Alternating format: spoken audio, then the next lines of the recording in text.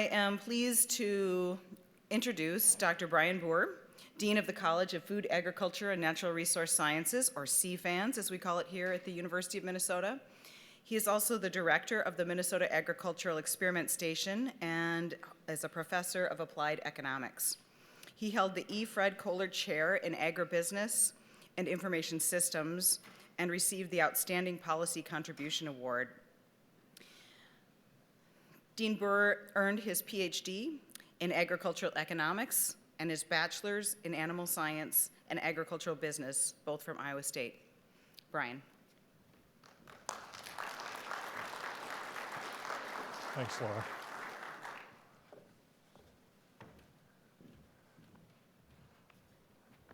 Thank you, Laura. Well, it's great to be here this morning. I haven't been to a Leman conference, I'm guessing, in 10 years, which hit me about the time I was preparing this and realizing I don't know what I'm talking about here as a dean of a college for 10 years. But it's terrific to be here, and it was really fun to connect with some people here this morning that I hadn't seen in quite a while from around the swine industry over time. And actually gives some perspective on where I'm going with this talk of 50 Years Leman Effect. And I am really quite honored to give this lecture of the Morrison Lecture.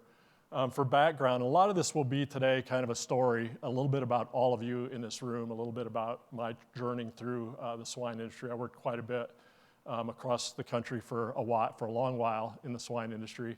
But one of my earliest connections, and some of you were in the swine business management program, I'm sure, was Bob Morrison.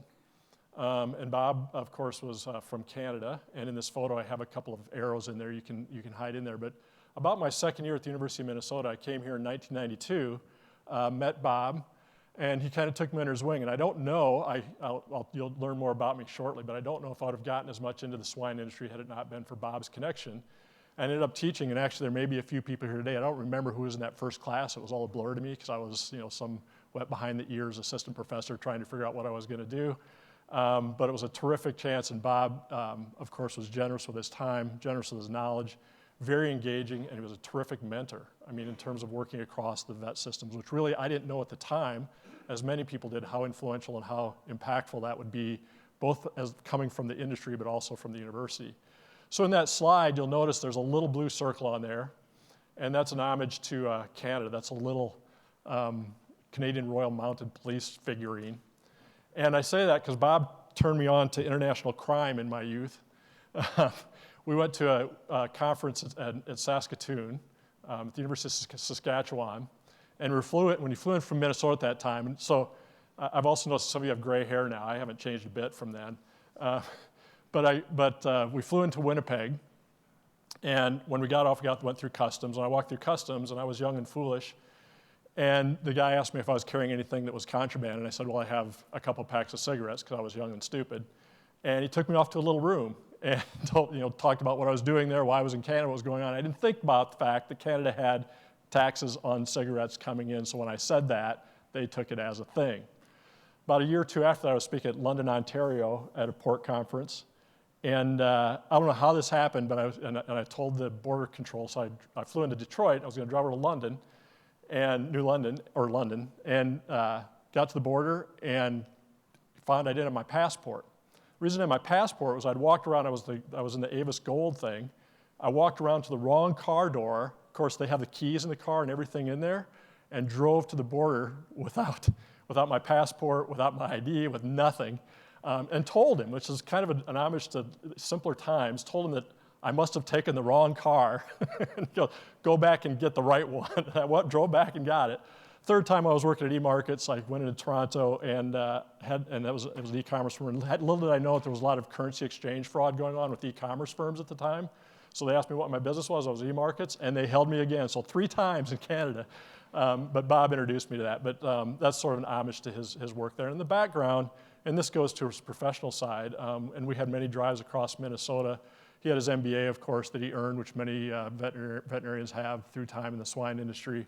Really brought that business perspective, and so we had these long conversations about what were the economics of it. And that arrow behind his shoulder is applied economics. That's probably about where my office was at that time. So in this picture, when I saw this, I thought, that describes in broad perspective some of the relationship I had with Bob. And Certainly the loss of him in our industry was enormous, along with others. So just wanted to recognize him, and we had some fun times, and he certainly introduced me to a lot of the work that ended up happening after that. I'm going to go through a bit of a history here since we're here at the 50th anniversary of the Leman Swine Conference in some form or another. So as I'm setting up my talk here, and I hope you can follow this thread, I found it really fascinating to work through and think about, where did we start at when Al was here, about 1974, and where are we at and where are we going to? And I sort of follow this timeline, and really I follow a few of these key benchmarks that guided my thoughts about what was happening here. And many of you, and I will say as I start going through this, this is kind of a characterization, right? I would love, in fact, I was talking to John Dean when he asked me to do this, and John, you owe me one because I realized administrators shouldn't do talks anymore to professional audiences that they know they're not in right now anymore. But it was still a piece where it'd be really fascinating. The evolution of the swine industry in the country and in Minnesota in particular is a fascinating business history. If you've read some of the books regarding Cargill or the Bonanza Farms or Machines of Plenty, which was about the equipment revolutions, the revolution and evolution of the swine industry is truly fascinating. So I hope in some ways, some of you that are less senior in your careers will kind of find some history in this that's useful and think about how we go forward. And some of you who rode through this will have a sense for, and I think a perspective, hopefully renewed on your work and your value and impacts you've had in the swine industry as a profession and as producers. So this is advanced swine production in 1978. That is the Buhr family farm. We still have it. I'm running it from afar. They don't let me drive anything, touch anything, or do anything. But that's where we were in 1978. I don't have this for a fact. I think the swine barn. So if you look at this, you'll find you can see the open front finishing building there. We had a harvester silo. In that era, feeding high moisture corn, of course. We had roller mills, and of course, soybean bins in the back of that. And right behind the two stave silos, we bought feeder cattle about 75 to 100 cattle a year. I think our sow herd never got above 120 or so in that process. But there's a farrowing and wean barn right behind the silos that you can't see very well there. That little shed in between the two by itself with a white fence around it. That was where our sow housing was, and we bred them to boars. So you kind of look at that system, and that was pretty typical. And it was actually, I recall when I was, because I know it was before 78, because 78, when this picture was taken, I can see my 1972 Grand Prix in the garage, which was side of it. I didn't realize you can see that in it. But yeah, it was a case where I remember when we first built that, we actually had people coming to our farm to see what we were doing, especially with the finishing barn, which came before the farrowing barn. And with farrowing, we learned the reason we went to farrowing was because of the disease issues we had when we were buying feeder pigs on the open market to bring them into the finishing barn. So that story that's there is kind of a story that goes on and how we've adapted to that. So I just thought that I'd put that up there as a perspective, and then ask the question, what's the difference? And you look at these facilities, and really, if you get down to it at some level, and I use this is a quote from Bull Durham. It's a simple game. You feed the pigs, you house the pigs, you keep the pigs healthy, you finish the pigs, you sell the pigs, kind of a thing. But when you really get down to it, how much has changed when you look at that beyond just the scale of it, right? Just beyond just the facilities, the multi-sites. And I thought I'd talk through that some here today, but really quite a change from where we were back in that time. So I'm going to take you back a little bit and go to 1974 when Dr. Leman arrived at the University of Minnesota. And I will say there's some need for historians to go back and reconcile veterinary medicine's records on these things. I found different dates for many things. Some said 75, some said 74. But anyway, it's roundabout close enough. And I just want to, and as I said, it's going to be an economic history. And to give you some perspective, this was an interesting time in a lot of things. And going back to this, I realized how much we'd changed today and how much also there's echoes and reverberations from as far back as 1974. And at that time, when you think about free trade agreements, and trade's in the news again, of course, and in politics and so on, but we look at this was really the first real opening. The GATT agreement had been passed in 1946, post-World War II, as trade agreements for global development after World War II, of course. It wasn't until the 70s when a lot of these new agreements came into place. And when you look at that slide, and you can see what's interesting too, on the bottom of the bar chart, Japan's still there, Canada's still there, of course, but we're exporting to the Netherlands, West Germany, United Kingdom, and so on that aren't nearly as high up ranked in there as we've seen China come in. And you look at the trade table and the explosion, like a 4x change in trade during the 1970s. Nixon, going back, so for those of you that are younger, Nixon was a president in that period. And I can remember filling up with gas during that period. So we complain about gas prices now, and I can remember those were the gas lines and all those kinds of things out there. And what had happened was largely prices, well, I'll get to that in a bit, but we had these trade agreements, really stimulated the economy. You can see it in the ag sector, a $2.25 billion increase in income, about 130% year over year. That's a massive change in income there. That probably, I don't know this for a fact, but that probably incented, that's where my parents probably figured out, we should invest some of this money into those barns. And actually, we were fortunate.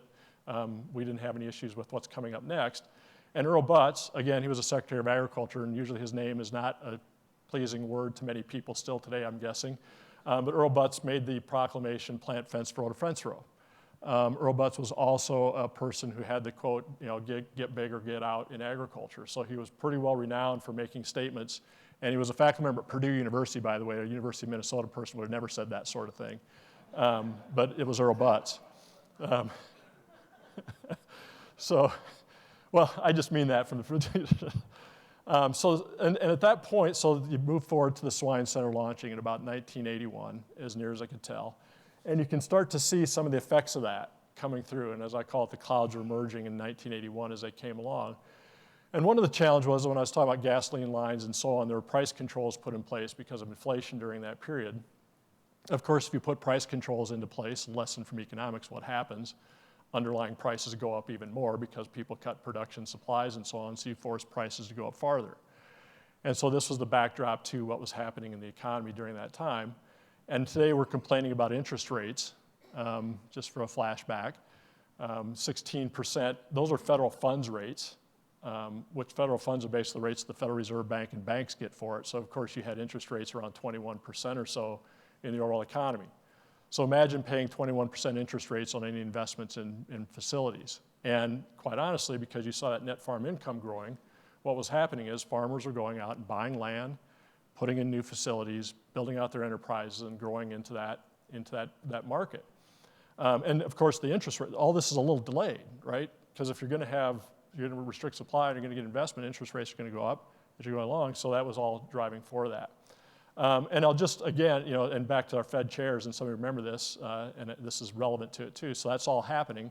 And Paul Volcker, this is during, right at the end of Carter and beginning of the Reagan administration, fast forwarding. And Volcker came in, and he's actually the first Federal Reserve chair that really looked at the Federal Reserve policy as being core to adjusting rates to manage inflation and employment. You hear a lot about this now with social media and every day on any website you're looking at what's going on at the Federal Reserve and their challenge interest rates. Well, Volcker was kind of that pioneering person who said, we need to drive up interest rates. That will reduce our inflationary pressures of some of those price issues. And farmland prices, of course, responded accordingly. They increased 30% back to the price increase that are going on. So he came in, and I should have probably had that fourth in line, but he came in and raised those rates up. Then what did that lead to? The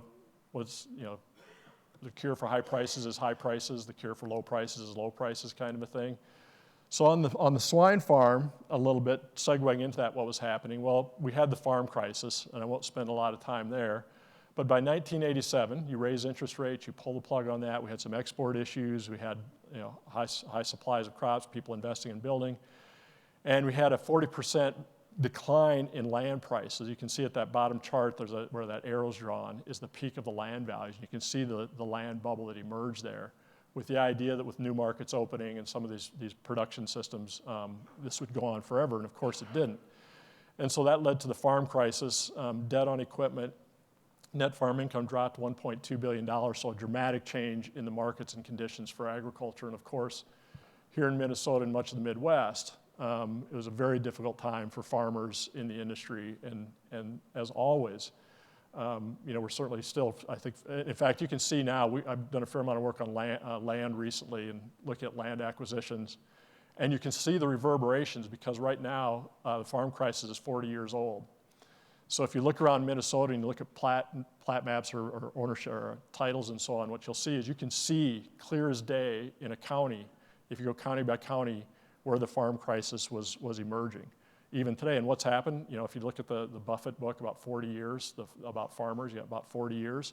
We're about 40 years from that 1984 period. And so you can see that land transition that's happening out there is kind of that reverberation of what was happening back then. So these things in agriculture is a long-term history to it, and we're still seeing some of that there coming through. But in that process, there was opportunity. And this is where I shift a bit more to the swine industry and where this comes into that. Because up until then, right, I showed that farm picture. That's basically what was there. And out of that, and I went back and looked through some of the historical records and so on to try to identify what was going on during that period. And what you find is Wendell Murphy, and I didn't really know that story well, had a chance to work in North Carolina for a bit, but had originally started as a feed mill with his father and had some challenges there and decided that feed mill was a cost center.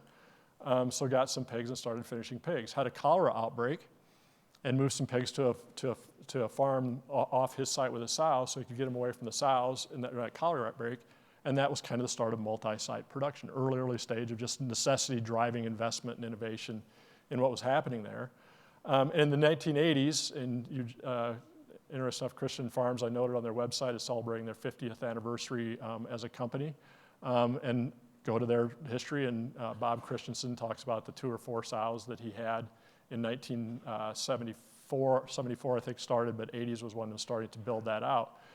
And the 1980s, because we had finishing barns opening up, unfortunately from bad circumstances, started to contract into those finishing barns. So you had the very early genesis of what started to change, what started to differ from that farm. But that's not even the start of it really, in a sense, of what was happening. So that little story there, I'm jumping forward a bit here on what was happening, but of course part of that was then incented, as always in swine, trying to get ahead of various diseases and pressures, was multi-site production systems. And what's interesting about this is, there's this quest.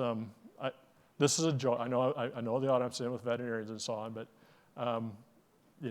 what are you trying to do anyway to get this moving, get away from these diseases? But the challenge is this evolutionary pressure that we have throughout agriculture, of this evolutionary biosystem that we're in here, is how do we manage that? And multi-site production systems were key to that innovation, and that really sparked a change in what was happening in the industry that I'll talk about some more here. But in that quest for health, and that bottom chart shows the farrow to wean operations versus farrow to finish on that golden bar. A person who's colorblind shouldn't try to tell colors, but the larger bars. You can see the cost effectiveness of that and efficiency effectiveness of that change in the industry. And that's a massive spark to lighting a change in how we managed hogs and managed production systems for health. And it resulted in several of these factors that you're all well aware of today in that evolutionary stage. Specialized phases. You had more specialization on the people. The person running the farrowing barn is running the farrowing barns. They're managing breeding, they're managing farrowing rates, they're managing weaning rates, they're doing all those pieces in that barn, health conditions for the sows, and being able to track that more specifically and more effectively than managing across that system. Uniform genetics, of course, in that system works much better if you're trying to close out barns and move them through. So all this starts to drive from that incentive to move health. Logistics, moving pigs between sites across the country, moving weaned pigs from North Carolina to Iowa. Those sorts of things become part of that phenomenon then, because you start to build the logistics in place to go between site to site. And ownership shifts dramatically, and I'll talk about some of this. But in terms of ownership, owning the pigs, separating out some of the capital ownership to contractors or other systems, really changed the risk profile of it, of where that risk resided, who owned the risk, and where the risk went to in the system. That changed how we thought about capital. So you start to see this progression of just simply from those simple, seemingly evolutionary changes that came through the industry, started to radically transform how we dealt with the overall production systems and management going on in swine production. And then informatics on here, of course, as a piece where really drove a lot of our innovations in terms of understanding within a system what was happening within that system and being able to manage and control larger amounts of that system because of that work. So you can see that, hopefully see that evolution coming through. And back to that timeline, about that time, 1985, was when PigChamp came into play, also out of the University of Minnesota. And that was a significant shift because it linked and it tied really, it energized, I think, I'd say, Dr. Leman was always looking at not just health, not just health protocols as a veterinarian. He was looking at it from a management perspective. And of course, what PigChamp allowed you to do was to take that knowledge about what's happening within the production side of the world and turn that into actionable decisions, which is really simple to say today. But at the times, of course, when you're dealing with software and floppy disks and whatever else you were putting in computers to try to run those programs, was providing information. And on that second or the third bullet point, the financial economic analysis, the ability to look at finances and benchmark across production systems and across the sectors and across within an own operation about what was happening as animals, you were making treatments and feed programs and so on. The impacts of that, of course, drive what becomes the next step in innovation. If you can't measure it, you can't improve it, kind of a concept. And I won't say that, and as I'm talking about this, I want to be clear because I know there's many, I said at the start of this is sort of a characterization based on some examples. Of course, there are other enterprises out there, especially today, working on informatics systems related to swine management and production. But this is that early stage of doing that. From my perspective, working in the sector, it was a great way to go about looking across markets and across investment structures and understanding what was happening across these structures. We were trying to help people make decisions about where they might invest, whether that's from a packer's perspective or a producer's perspective. And without that informatics piece, the computerized health and management program, as it says in its name, was key to that. And also during that time, we had the educational side coming through that many people, I went and tried to find some records on enrollment records from that, but of course there weren't computerized, there were no PigChamps for business classes in vet school at that time. So I'm not sure who that all was. I'm sure we went back through records, but several people that came through those courses. And also University of Illinois is kind of a key node in this with their executive swine program that actually worked with them for a while too. So this is just a segue. This is just one of those things where, I got out of forecasting a long time. Early on in my career, I decided forecasting wasn't a place for people who are trying to project prices very well. But this was an early paper in 1996, and I love because this issue was you're having these changes in the system, you have the changes in the production side of it, but what was going to happen to the pork industry system? I mean, what would happen to revolutionize that? So you're going from, as always in economics, you start out with the decisions, the innovations, the technologies, the people, and then as those get to be adopted, that of course changes the face of what's happening in the marketplace. And so in 96, Bob Kaler, who some of you from Minnesota might know, he was an extension educator in Murray County, worked with him some on this, and Bill Lazarus is still here in farm management. We surveyed production companies and producers across Minnesota to try and identify what was going on in the industry, and it was one of the early papers about swine production networks. And you'll see with that, there were 30 networks at the time, at least 450 producers, pretty nascent in its beginnings there. And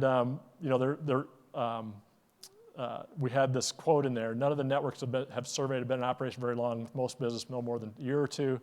It's too early to predict what their long-term success will be. I guess they did okay after all. That's why I got out of forecasting. Obviously, we didn't see what was coming there, but you could see sort of a nascent version of that starting back there in 92. And I'm going to move into that part of it. And this goes pretty quickly into what emerged out of that. And actually, every one of these, there's actually a bigger version of this. And this is not, I want to be clear, and some of you may have participated or seen these at some point. There are these network effects analysis software and programs where you can put companies in it, and if you take the network of what their sales are, what their business transactions are with other companies, you build these network phenomenons of economics, of the intersections between how people interact, and there are things like eigenvalues that tell you how, so you'll see bigger bubbles for, if you think of those little bubbles in there, so bigger ones for a firm or a company that has more influence, and smaller or more connections, and a smaller bubble for others. So this is not, I did not go to that work to do that. That's an extensive set of data analysis to do that work. But it's just kind of a symbolic version of what started to emerge out of that system. So I've been talking more about that micro issue, what was happening in the programs as Leman and swine vets and production companies and businesses were coming into this. And every one of those 5 there were distinctive. Those actually represent distinctive, and I didn't put the names in because I didn't want to get to specific people, distinctive enterprises in some of those network systems that are still here today, of course, and have grown dramatically. And so you have Leman as a DVM, that they were in that program, and now they're basically either ownership of those production systems, or they're in consulting or managerial roles advising as veterinarians into larger production systems as part of that work. And so the next squares that say system producer 2, that's two the veterinarians that are in the same place. The farm and the network, they're just generic names.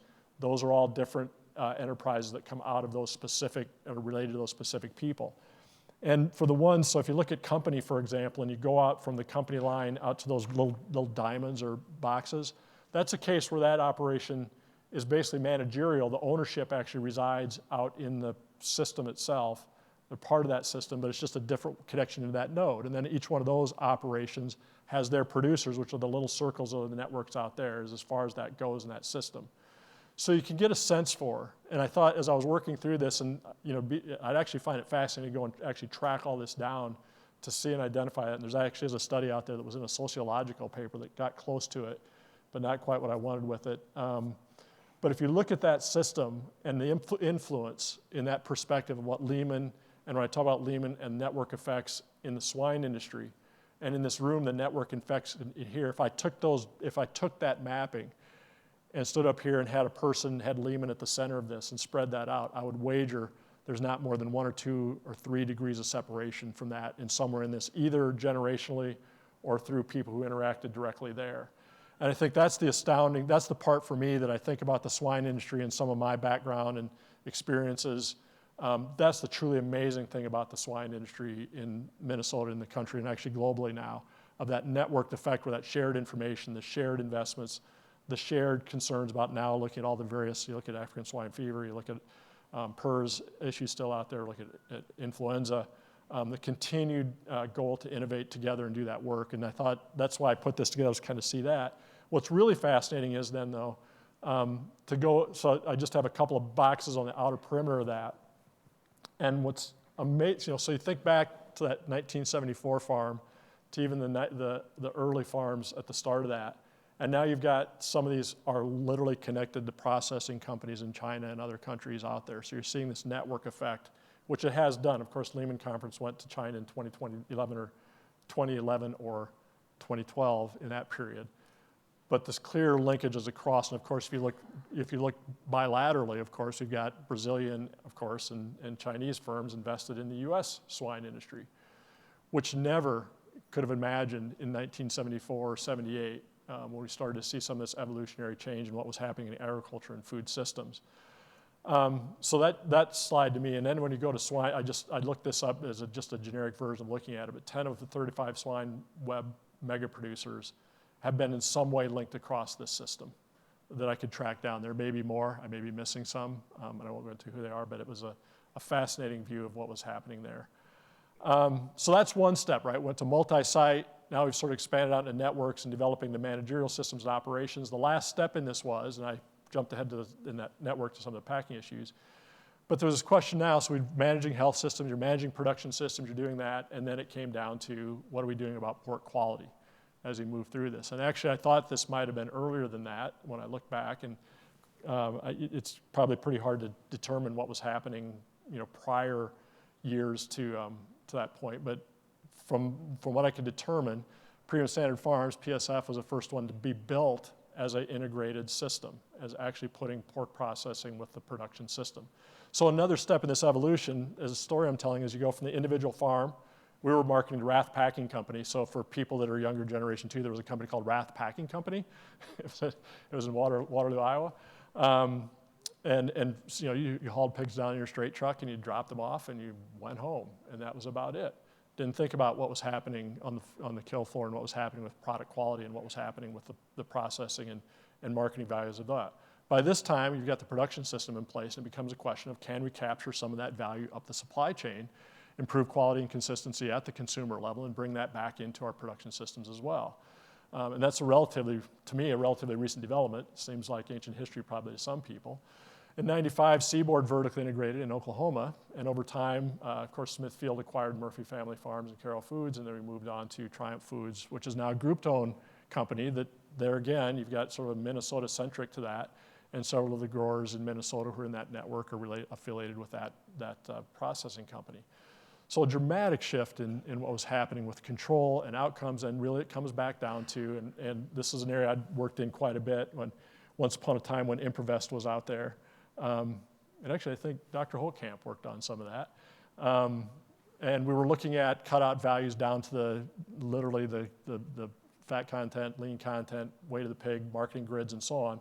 Have gotten to that level through informatics, through analysis to understand at those levels what are those transactions going back from that final end product at that plant all the way back into that supply chain, back to the sow breeding programs and genetics. And so even though when we were farrowing back in 1974, we had PIC pigs, what we knew about what was happening in that system and what we knew what was going down the chain was very, very limited compared to what's there now. And as you can see in that chart now, what's happened is, of course, about 45% of hogs are packer-owned or packer-affiliated in some way or another in that system. So that gradual progression. So get to the outcomes and some future challenges in that. And I'll wrap up again what that overall piece is. But that's a 50-year journey to basically get to where we're at today in that process.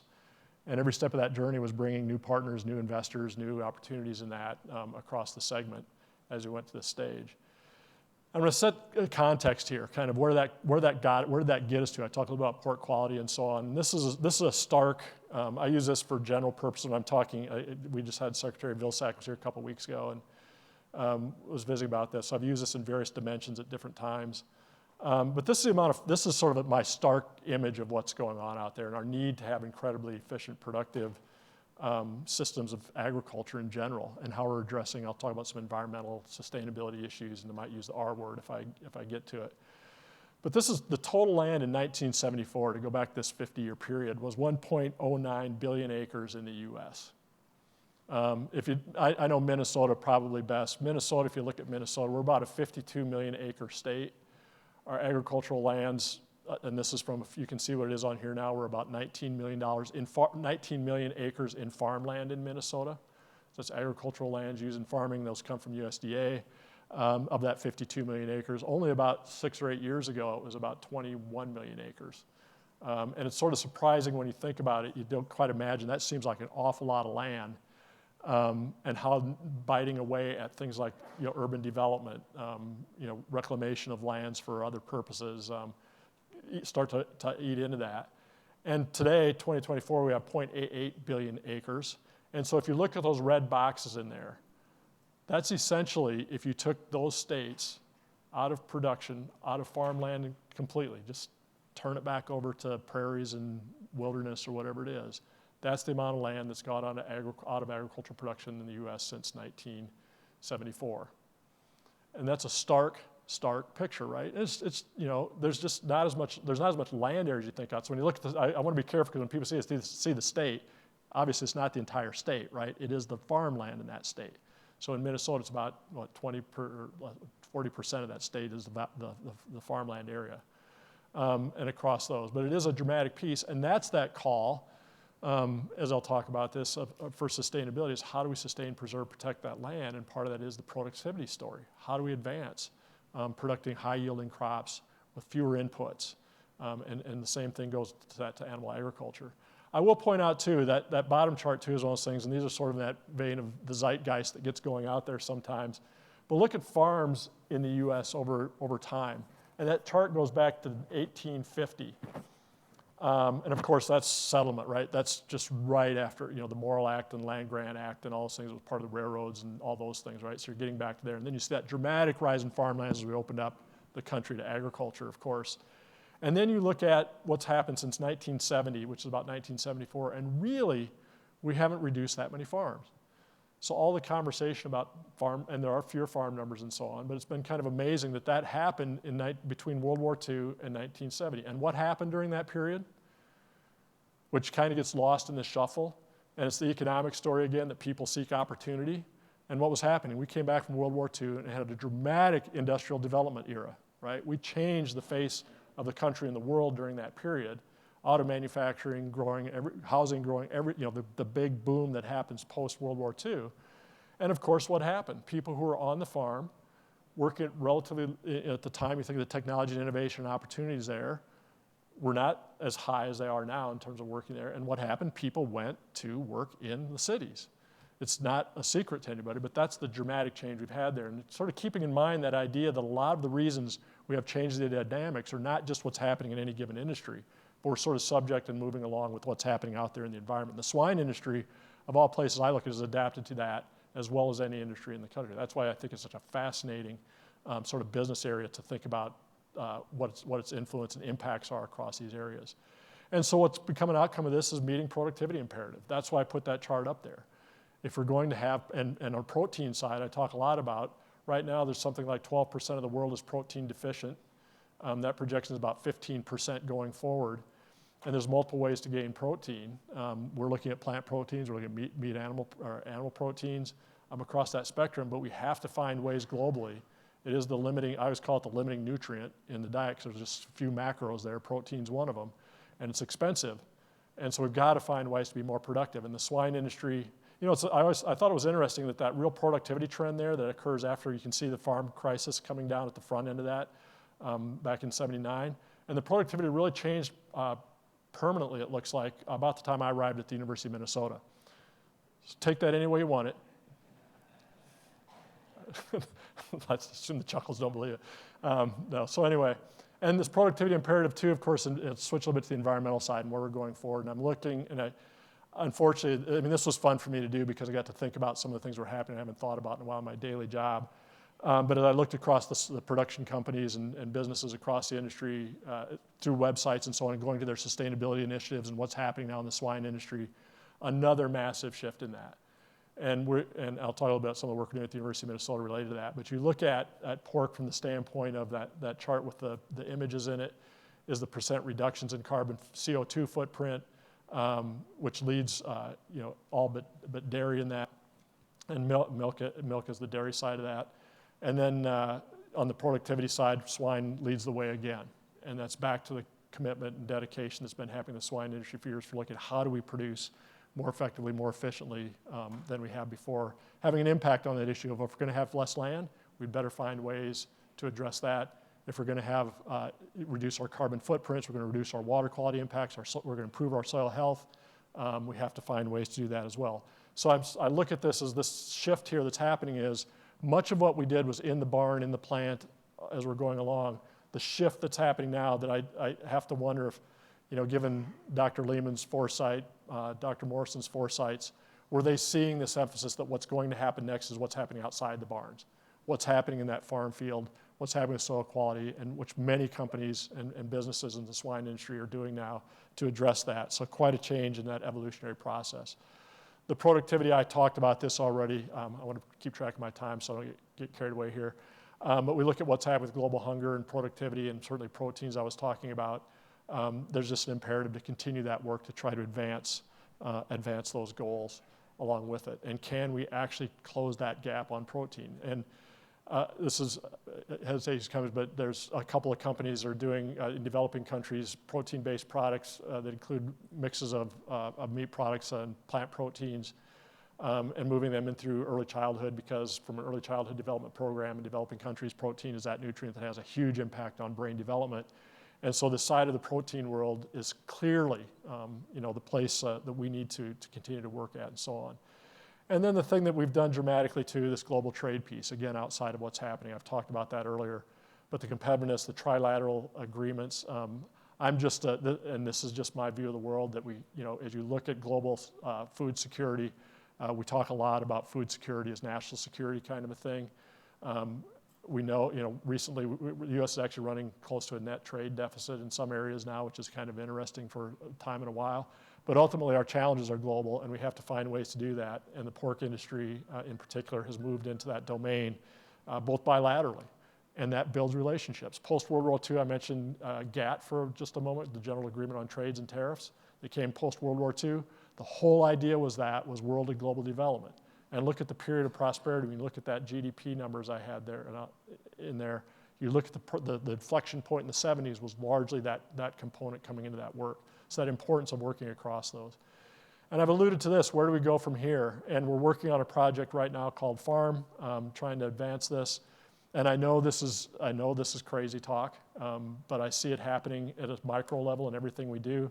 At the University of Minnesota, we've created a program called Forever Green Initiative that looks at cover crops, course, a lot of people, cover crops become more and more common, particularly on the winter cover crops. We're looking at perennial cover crops in that mix, being able to harvest grains off of some of those crops like Kern's intermediate wheatgrass, get those into diets and rations. We're sequestering carbon through the year and sequestering it ideally permanently. We're looking at water quality systems and how we're managing those through filtration and precision irrigation at Becker. So a lot of this work is happening disjointedly, pockets. It's the way universities are. We have deep science in areas, and they go down into those areas. What we're proposing is to look at this because what's happening outside the barns now is so critical to what's going to happen to our overall productivity and sustainability in our ag systems. We're looking at trying to tie this together. And it's fascinating to look at some pockets of this now and where you can start to see these things. Can we actually be net zero? And I realize, the issues of, you set these sort of ideas out there and somebody will take it on in policies or something. The idea is to do this in a context where many of these are, and I'll use this next slide actually, this concept. Many of these are ecosystem values that aren't captured by farmers at this point. And that's a market failure. It's a market failure that's been there forever in economics. And there's a new and emergent, in fact, the University of Minnesota, we had just yesterday launched a new center called the Natural Capital Project. And the idea is that there's a value, so everybody in here gets a value from fresh air, clean water, and no farmer I know wants to reduce the outcomes of that. But the reality is our production, if you're going to produce something, you're taking resources and inputs to do that. But there's no valuation to that in the world. There's no valuation on clear air. None of us pay a dime for clean air other than through secondary effects. But there is a value to it. So what this model is, and I won't spend a lot of time here, but that GDP side is the general economy, right? That's the economy that we all face. You all know GDP, gross disposable,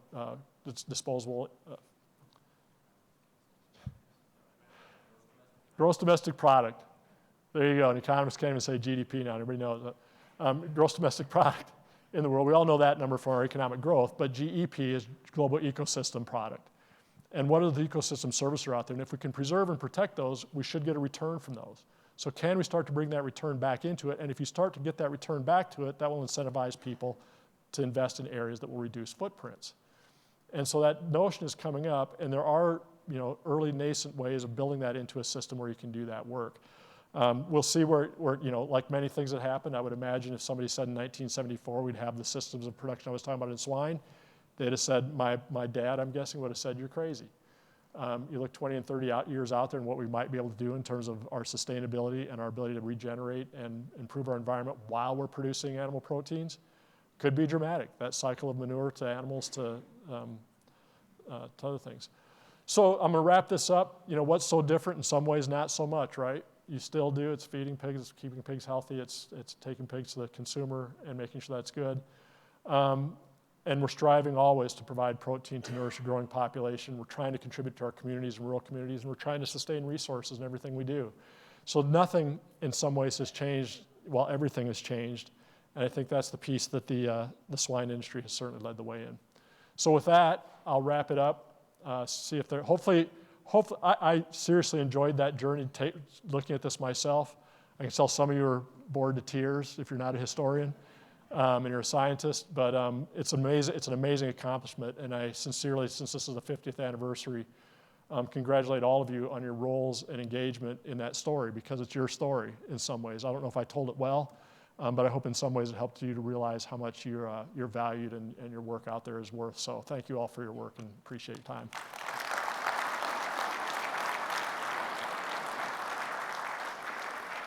Oh, you have questions? Uh-oh. Thank you, Dr. Buhr, for an excellent presentation. Thank you so much for that walk through time and look into the future. Yep. First question. Many analysts are predicting higher energy costs and a less reliable electrical grid in the coming decades.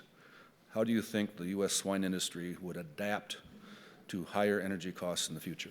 Yeah, that's a great question. And I'm going to go, I'm going to be self-promoting as a university at this point, but one of the elements is looking at renewables and renewables that happen at the farm level, perhaps. So you've heard about distributed grids, right?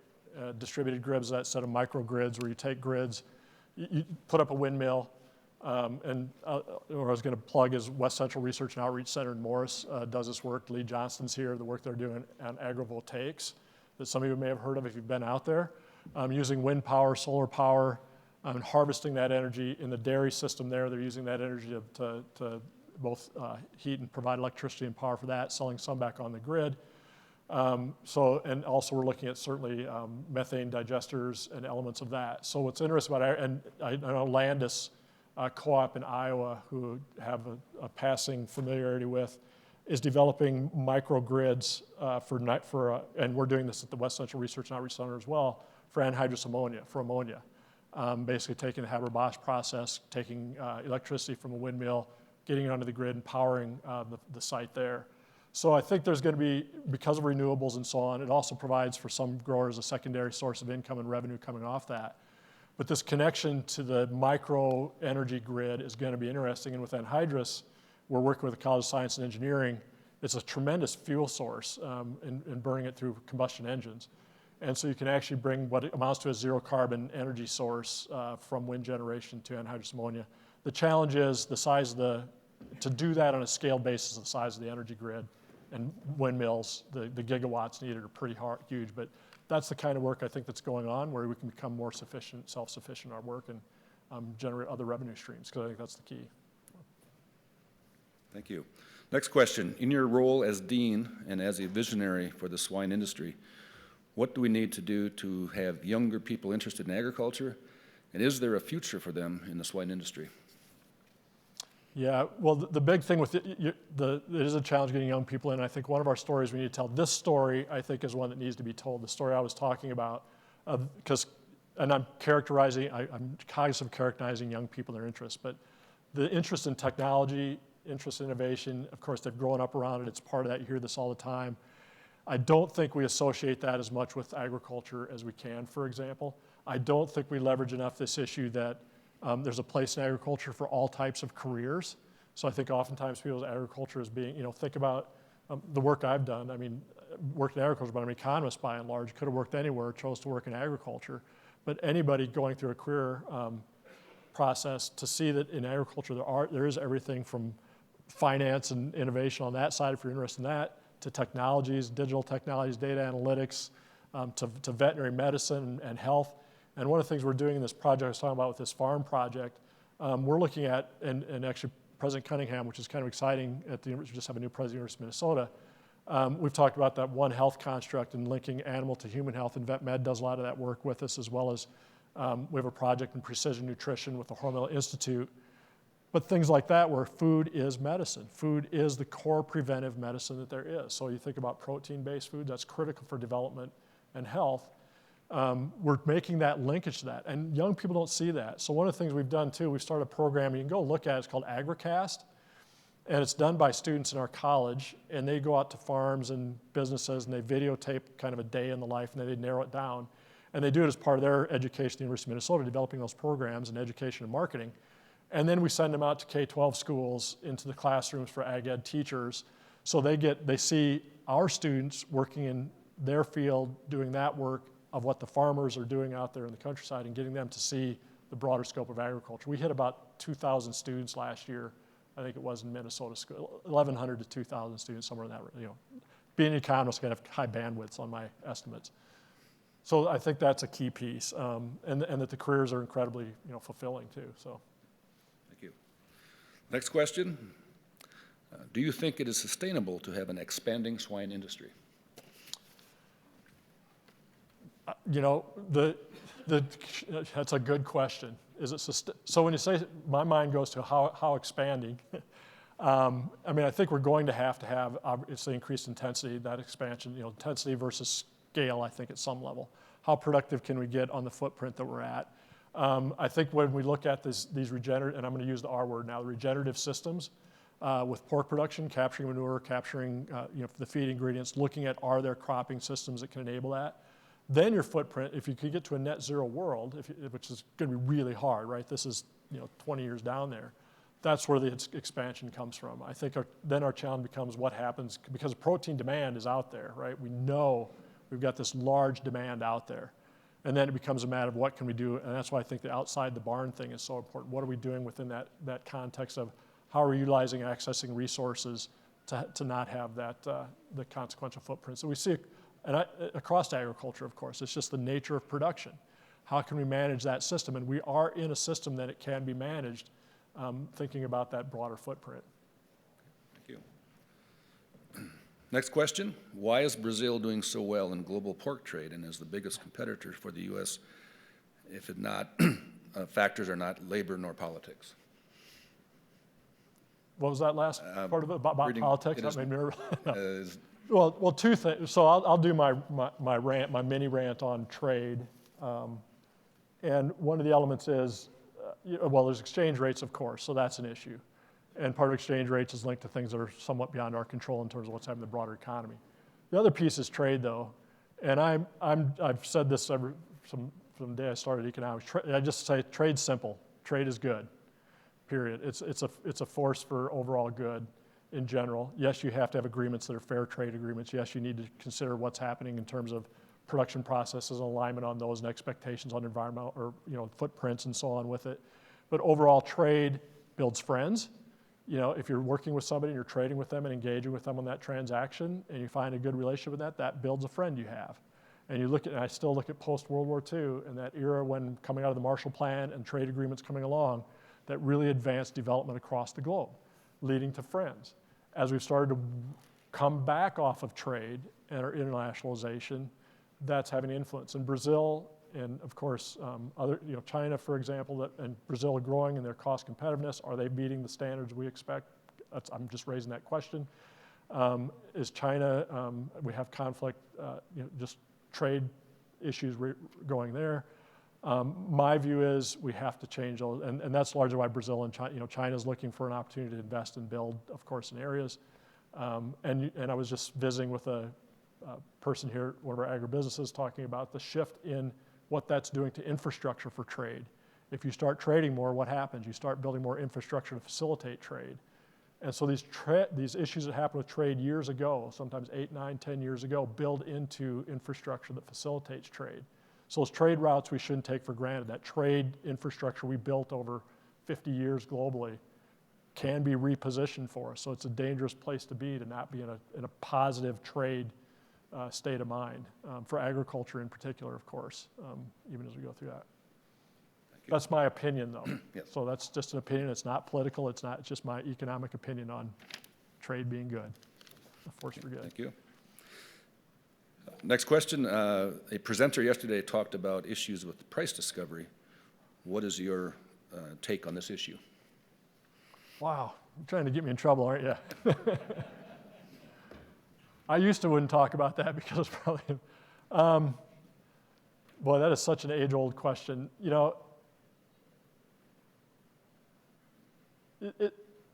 It's a tough question. So a competition, I used to work some in competition actually when 2010 or 11 was the first round of DOJ's conversations on that. And by and large, maintaining, the theory and the market competition version I go to is you don't need a very large market to establish prices effectively. You do need a good information system and flows in that market to have prices consistently established. And the balance there then is at what point does the information system that's providing that relative to the pricing get too coordinated? Because then at that point you can start to have people signaling prices and those things. And having not looked at the pricing lately in the industry, and I'm aware of some of the suits that are out there regarding pricing and price sharing. It would help to have, are the animals relevant in the market? Are there marketplaces where you can find good alternatives to marketing hogs, or are they getting too much in that? It's always, and I'm sounding like a this or that economist, but that's the way it is with pricing, it is a balance between these multiple. It's really hard to determine, but it takes a lot of analysis. And we're getting to the point where, the question always becomes the last point I'm making is what's your relevant market? Not just the size of it, what is the relevant market here? And is the relevant market global, which you can argue it is now, of course, and it has been for a while? Or is the relevant market in a particular area, like a smaller area where you can't transport across it? Now we've got these integrated systems. It's a tough question, but the price discovery is always a concern in terms of where's that value coming and how's it working. Do we need to move up the chain and look at other prices in that process too? But that's a tough question. I wish I had a better answer to that one. I don't think anybody will ever solve it, frankly. Thank you. How can the pork industry support research and educational efforts in higher education, particularly in light of declining revenues for universities? Yeah, well, of course it's money, right? No, I think part of it is just, we're looking at now, how do we work with industry and partnering on the education programs, working in their facilities. And as an example, I won't go into specifics on it, but we have a place where we actually worked with it was actually a company tangential a little bit to agriculture, but we invested in a potato sorting facility and also an educational program within the research where they were investing in that facility themselves, and then we basically essentially use the space for our programs. So that's a place where I think in a way, but obviously that was in potato, right? It's different than the animal sector where bringing students into facilities and getting on site is part of that. The bigger issue is certainly this advocacy that, and this is across land grants. So I'm speaking now as a part more of my ag experiment station, part of universities where Iowa State, Illinois, you name the university, Wisconsin. The investment from agricultural R&D, which ties for us into teaching, of course, so I only use that as its primary source of our funding, is at 1970 levels across the state. So if you look across the states, every state is mandated by federal policy to have support the funding the federal government provides. That's at 1970s levels now at land grants on average across the country. So, we've backed away. I mean, the chart just looks like that land chart, right? You had investments in land grants, and then you're going like this. And so we've got to change that dynamic. Because, ultimately what I'm talking about where we're going as industries, if we're looking at public goods, which is food is one, everybody benefits from that. Everybody benefits from better environment, from, reduced carbon emissions from those things. We need to make those investments to make those, as a public, to invest in that to support agriculture and its abilities to adapt to some of those things. And that's the most dramatic piece that's been happening. And we were talking this morning out in the hallway a little bit about some of the facilities across the universities, and a lot of them are in sort of 1970s and 80s conditions, not meeting those needs. So that public investment, the shared value of that is really important, communicating that. And then partnering. The public-private partnerships we do, we operate with several companies pretty closely on research and programs.